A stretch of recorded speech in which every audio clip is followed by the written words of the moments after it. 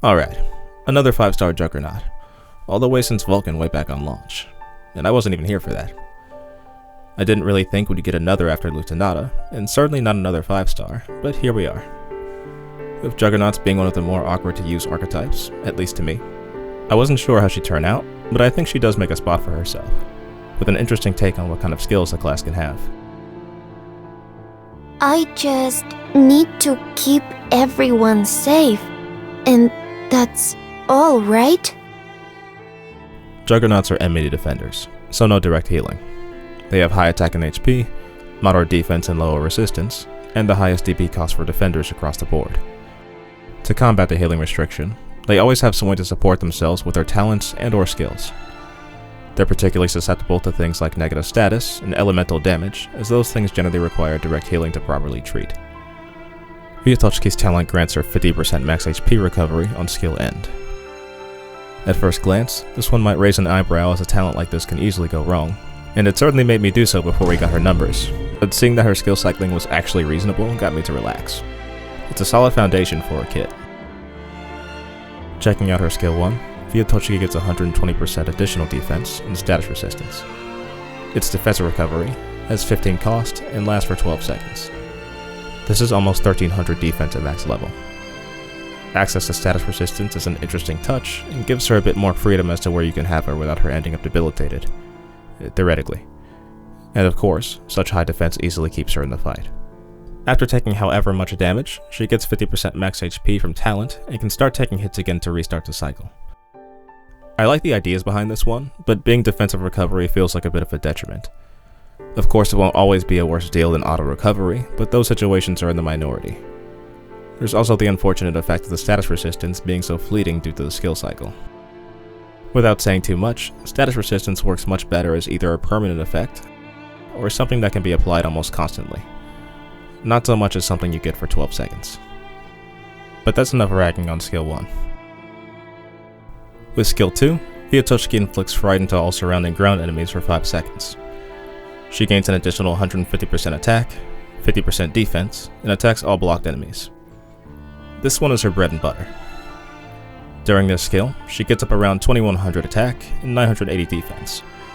Her attack is comparable to Centurion's, and while this skill only lasts 15 seconds, she does the job competently.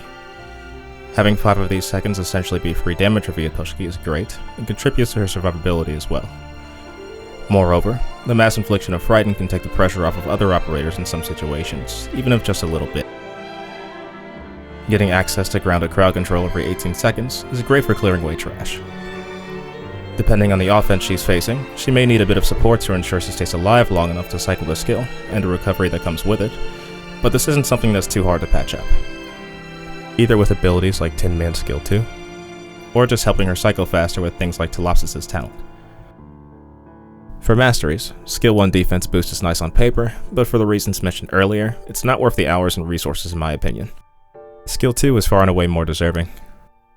The offensive capability it gives is going to be making way more of a difference on average, and lets her work alone much more easily.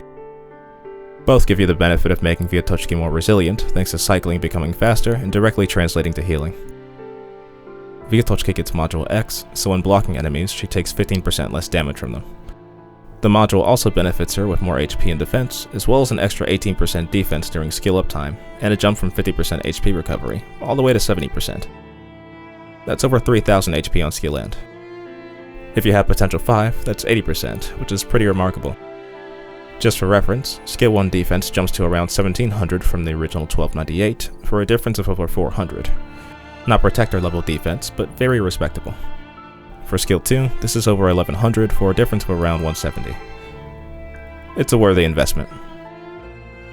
A big question everyone would probably have is why use her over Vulcan? And to that I'd say, I don't know. But seriously, while the two are quite alike, having very similar stats and the exact same modifiers on their skills, they excel in different areas. For Vulcan, it's much easier to drop her right into danger, wait 10 seconds for her skill, at least at Mastery 3, and have her do her job. With the dodge and regen she gets from her talent, she can hold on for a long time compared to Vetochki thanks to lengthier skill duration.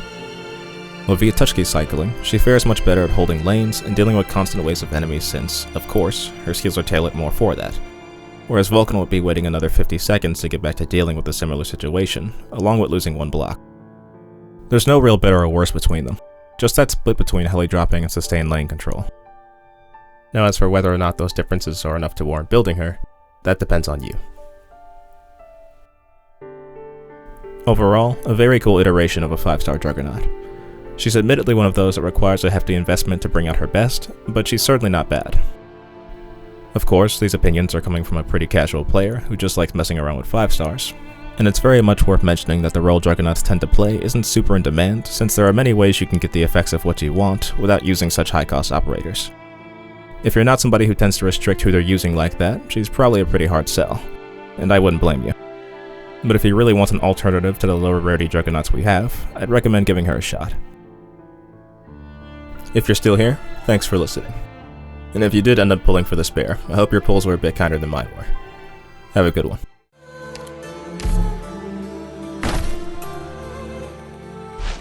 I don't want a 6-star. I don't want a 6-star.